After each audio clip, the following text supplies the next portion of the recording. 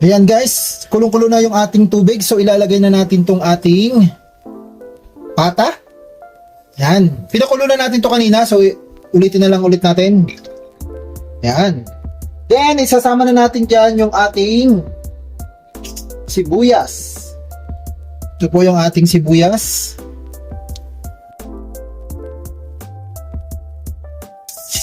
Kaya ang gagawin natin, ito na yung ating huling pakulo dahil dire-diretso na po ito. Yan ang ating nilagang pata. Pork pata. Then guys, isasabay na rin natin itong ating mais para sabay din lumambot dito sa ating patating. Yan. Yan po ay ating napakulo na kanina. Gaya nga na po nabanggit ko. Nakapadalawang kulo na po yan na pinalambot natin. Medyo malambot na po siya pero kailangan pa rin po natin palambutin pa ng todo. Dahil habang pinapalambot natin, dire-diretsuhin na natin lutuin. So yan, hintayin lang natin yung kumulo and then mamaya lalagyan natin yan dadagdagan natin ng tubig. So ilagay na natin tong ating paminta. Pamintang buo. Ayan.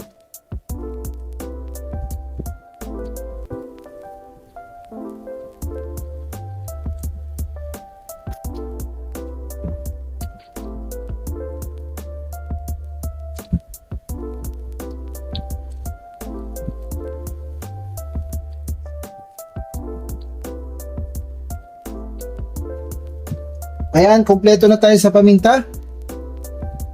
Next, lalagay natin tong ating pork cubes. Isang buo yung lalagay natin. Para lasang-lasa itong ating buto-buto. Pata pala, sorry. Ayan. Ang next nating lalagay dyan, maglalagay na rin tayo ng ating rock salt.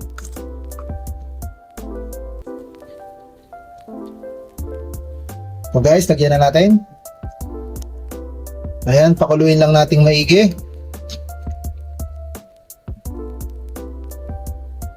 Okay, then i-cover na lang ulit natin. Atin muna pong i-cover guys.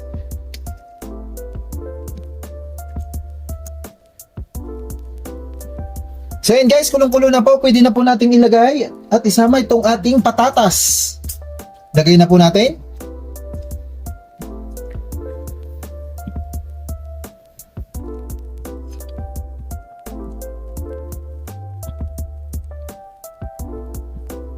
Then, para malambot na malambot, isama na rin natin tong ating saging.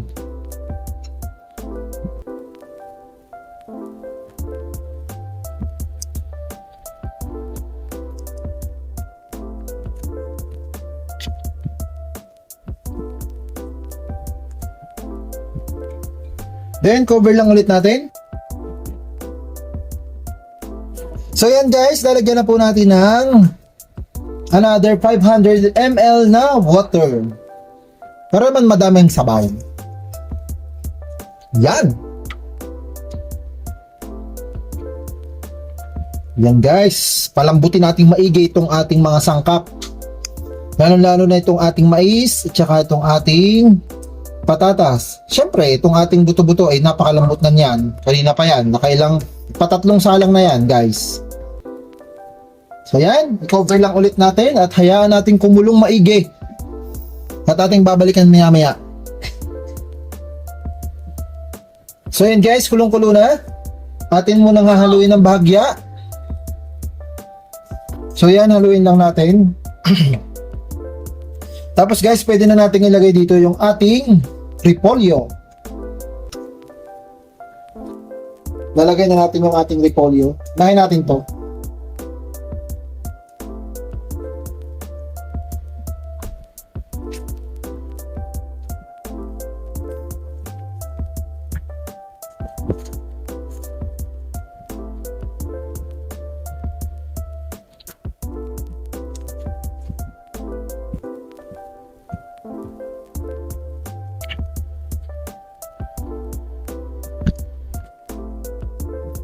Yan, then cover lang natin.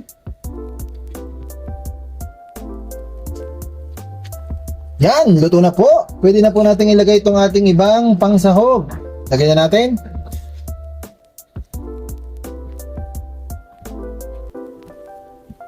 Dahil malapit na po siyang maluto guys. Kunting saglit na lang.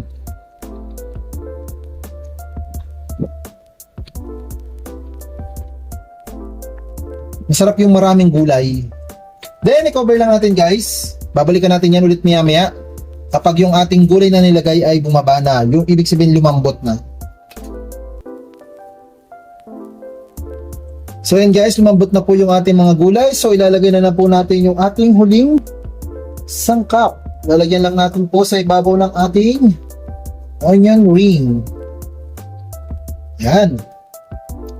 Dahil tapos na po tayo, malapit na po siyang i-prepare or ihayin para sa ating napakasarap na ulam.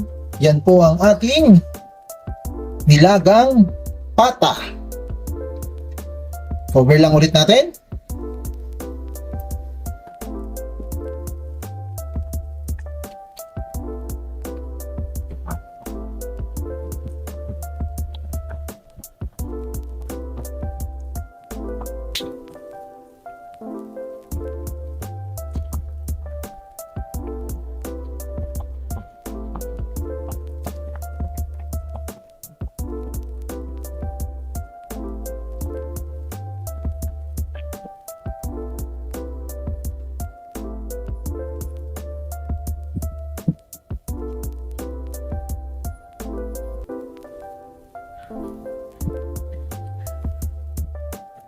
Guys, done na po tayo sa ating bagong recipe for today.